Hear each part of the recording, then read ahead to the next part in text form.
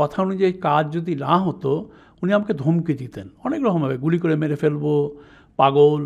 আর তবে একটা বলবো যে আমি আমার স্ত্রী এবং মাকে উনি কখনো সেভাবে গালাগালি দেননি, কিন্তু আমার পরলোকগত পিতাকে উনি বারবার নিয়ে এসছেন এবং বাবা তুলে যে ধরনের গালাগালিগুলো দেওয়া যায় সব গালাগালি আমি শুনেছি।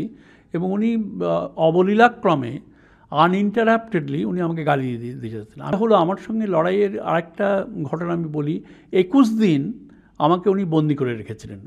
উনি এবং ওনার বসংবদ যারা আছে তারা আরও মারাত্মক, কেন তারা এসে আমাকে শুধুমাত্র গালিগালাজ করতো তা নয়, আমাকে অফিসে তালা বন্ধ করে রেখে দিত। মানে ধরো 1 দিন 2 দিন এরকম বহুবার ছিলাম আমি, কিন্তু সবচেয়ে যেটা বেশি হয়েছিল সেটা হচ্ছে 21 দিন। 21 দিন আমাকে বন্দি করে রেখেছিল এবং সেই বন্দি অবস্থায় শেষ দিকে এমন অবস্থা হয়েছিল, জল ছিল না, জলের লাইন কেটে দিয়েছিল, ইলেকট্রিসিটি বন্ধ করে দিয়েছিল। শেষে আমি সেদ্ধ ভাত, আমি আমার ছেলে এবং মেয়ে ছিলাম, আমার স্ত্রী তখন থাকতেন না, তিনি দিল্লিতে থাকতেন।